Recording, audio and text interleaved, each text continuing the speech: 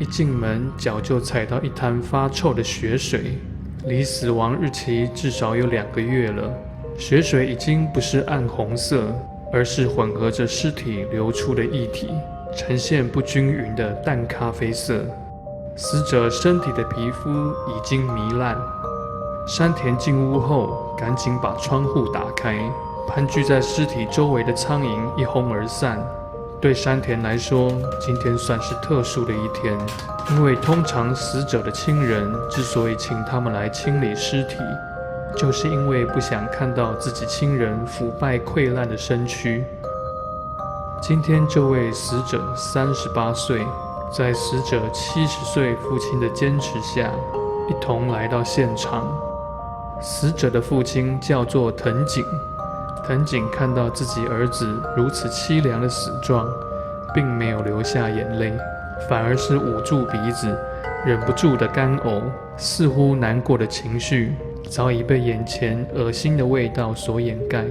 实在很难想象，他在3个月前还跟自己的儿子说过话。藤井觉得眼前的并不是他儿子，而是一滩烂肉。山田与藤井纷纷双手合十，不知道是为了死者，还是仅仅为了今天的工作能够顺利。从瘫倒在墙角藤井儿子割腕的痕迹及旁边的安眠药空罐来看，似乎是在服用安眠药后割腕自杀的。2种死亡的手段双管齐下，死意之间可见一斑。38岁的英太是加藤的儿子，2年前在银行工作，照理来说应该是已经站在事业的巅峰，却因为不适应职场上的勾心斗角丢了工作。之后面试又处处碰壁，干脆将自己关在房间里，足不出户，成为简居族，觉得不要接触人就不会有这些挫败。英太选择了一条逃避的路，又因为怕丢脸，也没有跟家人说自己丢了工作的事。1个月前，父亲发现联络不上英太，才发现事情不对劲，赶到儿子的住处，才发现英太早已腐败成一团烂泥。山田是一位特殊清扫者，这次他只跟英太的父亲藤井收费85000日元，这个价格已经是最低的了。藤井自己也是位独居老人，儿子又如此惨死，山田不忍再向他索取高额的费用。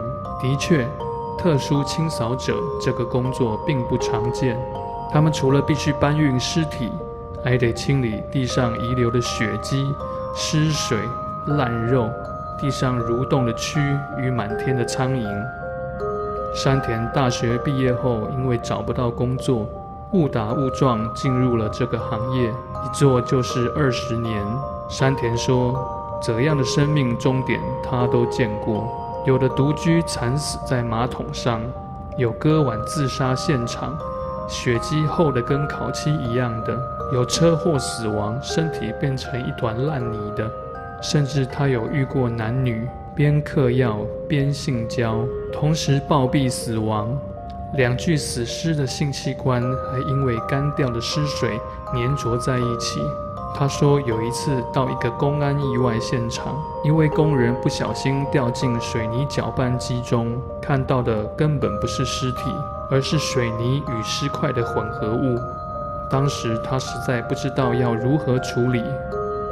他们有一套收费的规格，依照死者遗物的多寡、遗体腐烂的程度，每次服务收费落在85000到130万日元之间。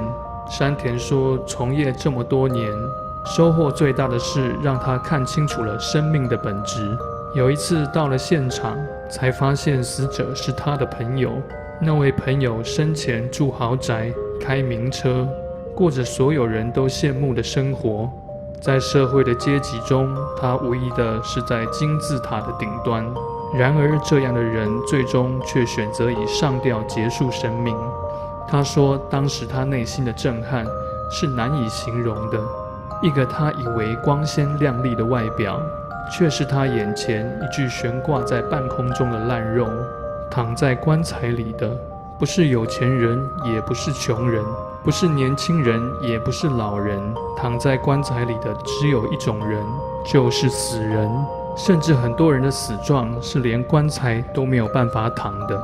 他说，在所接的案子中，最多的还是孤独死，而大部分的都是独居老人。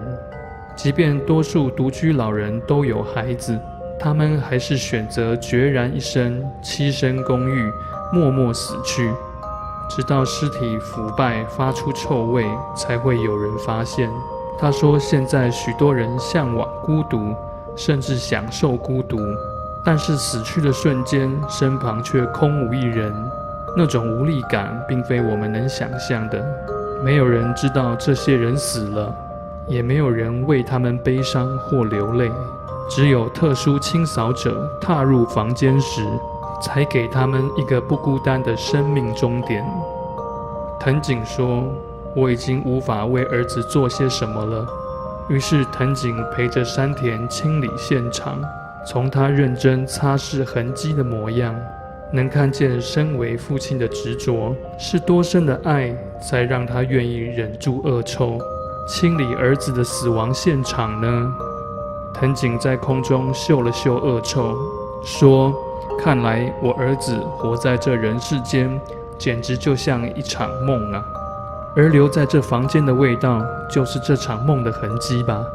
藤井闭起了眼睛，额头上扬，将他儿子的味道吸进他的肺部，好像他的儿子又与他同在了。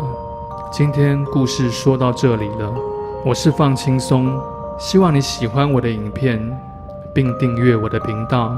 我们下次见，拜拜。